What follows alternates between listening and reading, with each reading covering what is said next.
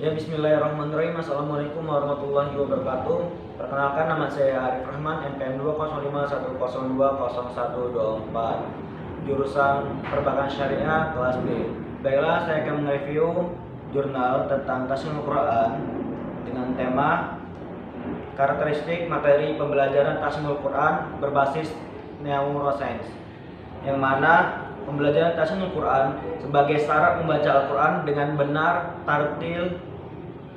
Akan tetapi masih banyak menjadi tantangan di Indonesia. Beberapa faktor menyebabkannya terkait dengan kompleksitas dan kerumitan makhrajul huruf dan sifat-sifatnya.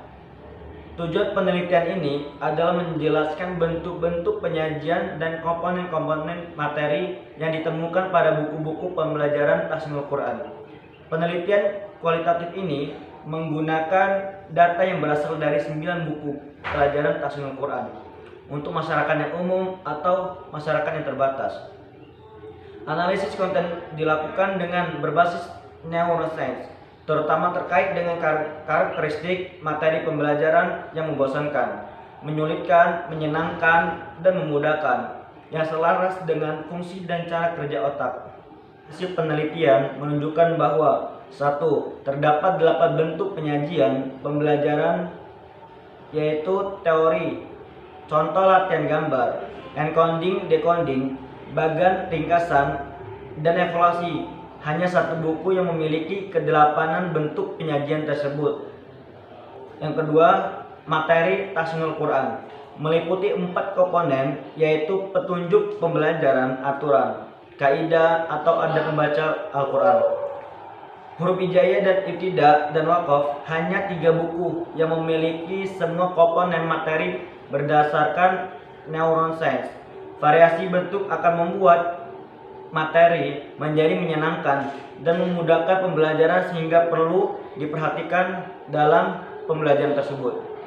Ketika kita sudah memberi materi, maka kita harus praktik, yang mana praktik ini merupakan aplikasi teori yang telah dipahami atau yang telah kita sampaikan.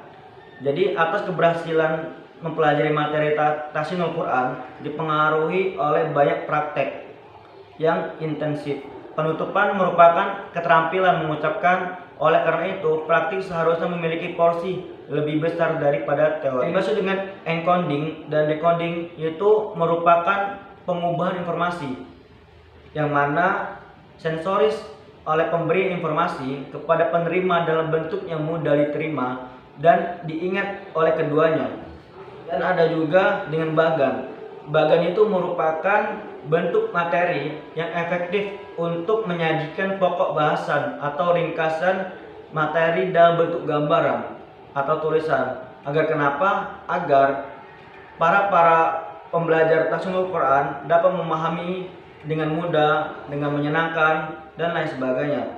Komponen pada bagan yang dihubungkan dengan garis menunjukkan adanya saling keterkaitan secara struktural di antara 2 atau beberapa materi. Baiklah, untuk selanjutnya yaitu kesimpulan, yang mana buku-buku materi pembelajaran Tasniful Quran banyak yang belum memanfaatkan pendekatan berbasis neuroscience. Buku-buku tersebut bisa dikembangkan dengan mengacu pada cara otak bekerja, sehingga materi yang disampaikan menjadi bahan pembelajaran yang mudah, menyenangkan, dan menantang, serta disukai oleh pembelajar. Pembelajaran Tasniful Quran berbasis neuroscience memudahkan pembentukan pengetahuan dan karakter penuturannya dalam diri pembelajar dengan benar dan efektif. Penyajian materi Tasniful Quran dan penyajian materi dengan berbagai varian sejalan dengan kerja otak dan teori pembelajaran yang efektif. Penyediaan materi Tasniful Quran yang utuh menunjang kompetensi dasar dan inti, sehingga memudahkan dalam usaha membaca Al-Quran dengan tartil dan benar.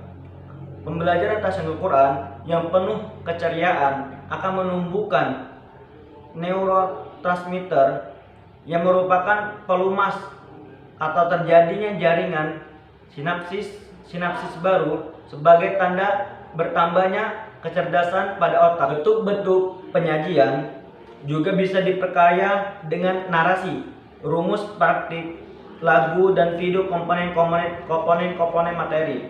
Pembelajaran pun juga perlu diperhatikan untuk mendukung efektivitas pembelajaran dan memotivasi mereka untuk mengembangkan atau belajar dengan bersungguh-sungguh. Pelajaran tahsinul Quran berbasis neuroscience perlu dikembangkan dan diadakan penelitian berkelanjutan untuk menyempurnakan penelitian-penelitian yang ada dan untuk mempermudahkan para pembelajar untuk memahami tahsinul Quran dan belajar tahsinul Quran. Mungkin ini yang bisa saya sampaikan mengenai tentang review tentang karakteristik materi pembelajaran tahsinul Quran berbasis neuroscience. Jika ada kata-kata yang salah, saya mohon maaf. Jika ada kata-kata yang benar, itu datang dari Allah SWT. Akhirul kalam, wassalamualaikum warahmatullahi wabarakatuh.